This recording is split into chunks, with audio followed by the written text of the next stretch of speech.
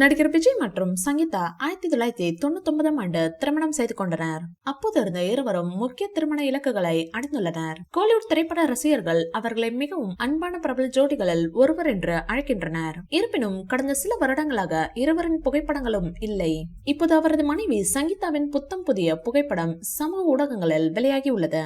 அந்த பதிவின்படி சங்கீதா தற்போது லண்டனில் இருக்கிறார்.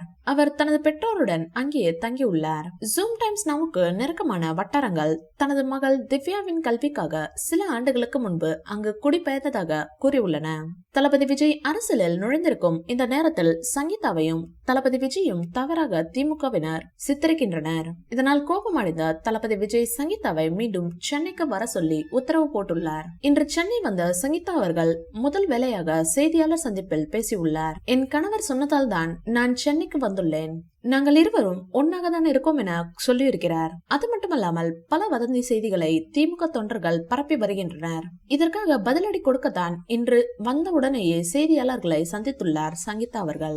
அவர் பேசுகையில் வதந்திகளை பரப்பும் திமுக கைக்கூலிகளே என்று வன்மையாக கண்டித்துள்ளார். 25 ஆண்டுகளுக்கு முன்பு திருமணம் செய்து கொண்ட இந்த ஜோடிக்கு ஜேசன் சஞ்சய் மற்றும் திவ்யா சாஷா என 2 குழந்தைகள் உள்ளனர்.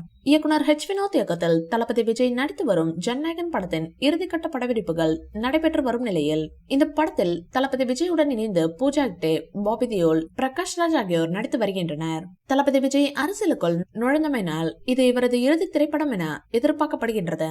இதன் காரணமாக படத்தின் தமிழ்நாட்டு தியேட்டர் உரிமைக்காக ரோமியோ பிக்சர்ஸ், ராகுல், லலித், ஏஜிஎஸ் போன்ற நிறுவனங்கள் முயற்சி செய்து வந்துள்ளன.